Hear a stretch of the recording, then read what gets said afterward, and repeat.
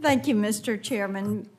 Professor Zawicki, I want to come to you and thank you, all three of you, each of you, for your testimony. As I said in my opening, I'm not hearing from Tennesseans about junk fees. They're just not talking about, they are talking about real economic harm. And I think for some, it's been kind of perplexing that we would focus on this issue. I even had one Tennessean say, well, what exactly is a junk fee? And what are the economic harms that come to people for fees for discretionary services? So why don't you take that question and just say, what is the economic harm that comes? And why would this term of junk fee be applied to fees with, that are for discretionary services? Thanks. I appreciate the question. Junk fees is obviously a term of rhetoric. There's no, it's a meaningless term. It's just a matter of rhetoric. We have concepts like Professor Morowitz said of trip pricing, multi-part pricing, partition pricing. Those are actually real concepts, right? Junk fees is just a conclusory label. I think that's why it is perplexing to Tennesseans and to so many people, why we would make this a primary point of contention rather than looking at DOT and some of the issues that exist with the airlines, or looking at other forms of service. If people pay their credit card late, they expect to pay a late fee. And that's the important point, is this vaguely defined concept of junk fees sweeps a lot of things into it, things that can be oppressive to consumers like mandatory resort fees. But what it seems to reach is a lot more other things now, the way this is done. For example, as you mentioned, the credit card late fees. I can't see any reason why people who pay their credit cards on time should have to subsidize people who pay their credit cards late. The evidence is clear on this from the Grodzicki study that if you reduce late fees, more people pay late. The Massoud study makes clear that if you reduce late fees, everybody ends up paying higher interest rates, and lower income and higher risk borrowers get less access to credit. So most of what we see in the market is efficient. It prevents cross-consumer subsidies, and a lot of these things that are labeled as junk fees are actually just efficient multi-part pricing. In Tennessee, we are a fast-growing state.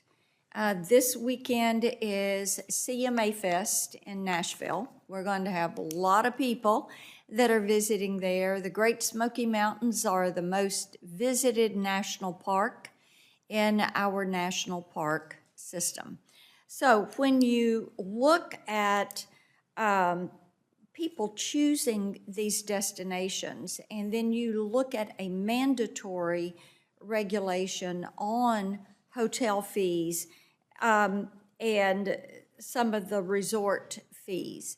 So talk a little bit about the risk of government intervention, of mandating certain fees for some of these services and the impact that'll have on tourism. Yeah, and that's an important point, which is you're gonna. I'm always cautious about mandating things, and certainly cautious about mandating new disclosures because people already have too many disclosures, right? What we do know about resort fees and the like is only about 6 to 7% of hotels actually assess resort fees. They're overwhelmingly in places like Las Vegas or Orlando, and they fit this particular thing that I'm talking about, which is that they are generally not repeat purchasers. And so consumers don't learn from it and that sort of thing. And so they can raise the cost of price comparison to the extent, though, that they are mandatory, that everybody has to pay them. It seems to me that they're largely part of the price. I think one thing we could also think about is incentives to provide discounts rather than surcharging. And I'll go back to the example, which is merchants want to surcharge credit cards now because it's clear they want to extract wealth from consumers and give them a low upfront price and then slap them with a credit card on the back end. They charge credit card surcharge in the same context in which hotels charge resort fees.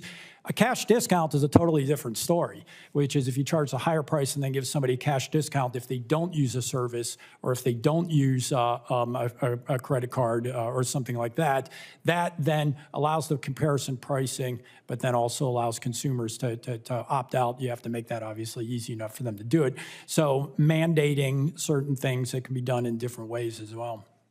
Okay, so in other words, you would say provide more choice and options rather than mandating everything be rolled into one price. Yeah, I think that these prices tend to evolve over time. So, for example, cell phones used to have a lot of disparate pricing, and now just because consumers demanded it, it's become all-in pricing. Prepaid cards had the same effect, and so they tend to vary over time. But there's nothing inconsistent with having United and Southwest both offering different services and different packages. And the empirical evidence indicates Southwest charges a little bit more for a ticket than United because they've decided to forego these fees. I love Southwest. I always fly Southwest, right?